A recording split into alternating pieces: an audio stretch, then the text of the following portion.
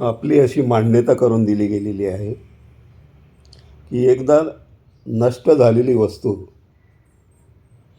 किंवा आपल्या शरीरातील एखादी पार्ट पुन्हा रिजनरेट होत नाही. तर असं नाही आहे. त्यातील काही गोष्टी जर थोड्याफार प्रमाणात डॅमेज झालेल्या असतील तर त्या नक्कीच रिजनरेट होतात. उदाहरणार्थ, आपलं जर बोट कापलं गेलं आणि त्यातून रक्त निघायला लागलं, त्याच्यानंतर त्या ठिकाणी जरी तुम्ही काही केलं नाही तरी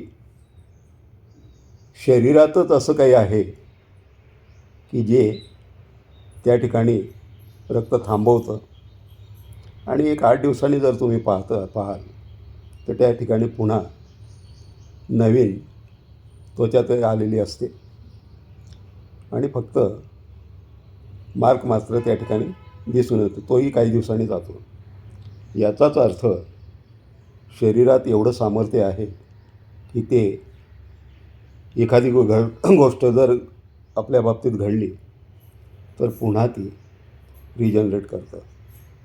पण त्यासाठी देखील काही गोष्टी आपल्यालाही कराव्या लागतात.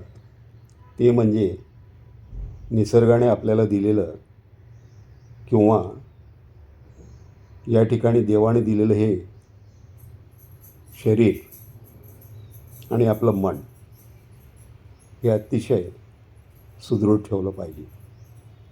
म्हणजे शरीराद्वारे आणि मनाद्वारे बऱ्याचशा गोष्टी पुन्हा रिजनरेट केल्या जातात आणि ज्या वाईट घटना किंवा वाईट गोष्टी तुमच्या शरीराच्या किंवा मनाच्या बाबतीत घडलेल्या असतील तर त्या दूर होतात.